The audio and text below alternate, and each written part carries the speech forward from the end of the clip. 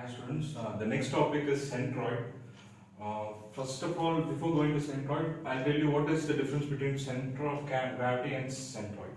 Center of gravity is nothing but is a point at which the entire weight of the object acts. For example, if you have a rectangular plate as such, you can balance the rectangular plate with a single finger by holding at the center. So this is the point at which the entire weight of the object is acting. So similarly, if you have a circular plate, okay, it is possible to balance the entire plate with a single finger in case if you place a finger at the center. So this is the point at which the entire weight of the object will be acting, that is center of gravity.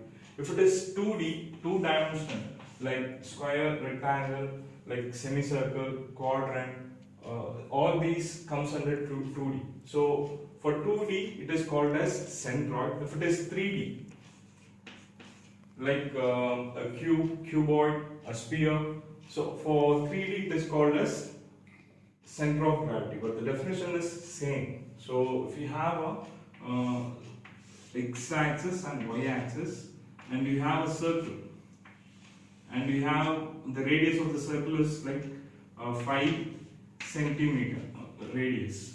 So we want to plot, we are supposed to plot the center point, that is centroidal point, that is nothing but it is going to be at the center. The R is going to be R value is nothing but 5 centimeter. By means along x-axis we have to find what is the distance from origin. Similarly along y-axis we are supposed to find what is the distance to plot the center of gravity, that is G.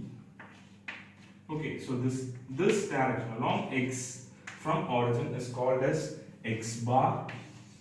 Similarly, from origin till that point, this is y bar. So here in this case it is going to be 5 centimeter each because the radius is 5. Again we have a object which is symmetry. Symmetry in a sense, along x-axis also it is going to be symmetry, along y-axis also it is going to be symmetry. That is something in that condition it is going to be width or height by 2. For example, if you have a square, it is having a length of a, then x bar, that is x bar is going to be a by 2. Similarly, along y, if the height is b, that is going to be b by 2. And you have another case like a triangle. Here it is not symmetry along y-axis, whereas in x-axis it is symmetry. If you see, along x-axis it is going to be symmetry. You know exactly at this point somewhere your center of gravity is going to act along x bar. Okay, x bar, since it is symmetry, I can fold. I can show it as both the sides are same, so it is going to be b by 2. If I same way if I fold, it is not going to be symmetry.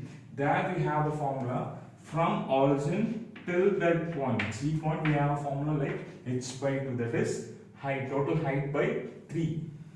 Similarly, if we have a semicircle, so semicircle in the sense the height is r and this distance is d. In this case, x bar, that is from origin till this point, from origin till this point. Okay, so that is 4r by 3 pi. But if you see in y direction, if I fold, it is going to be symmetry. So that is nothing but d by 2.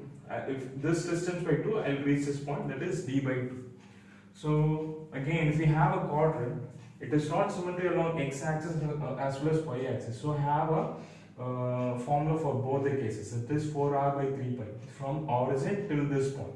From origin till this point, from here to here. That is x bar, that is 4r by 3 pi. Similarly, from origin till here, that is y bar, that is 4r by 3 pi. Then I'll give you another case. So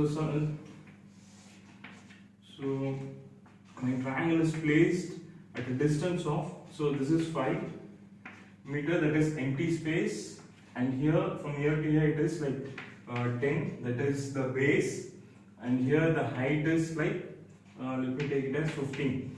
Now what will be the x bar for this? Even though it is symmetry, okay, my G point is going to be here. So what is the distance from origin? That is from here to here it is 5 plus 10 by 2.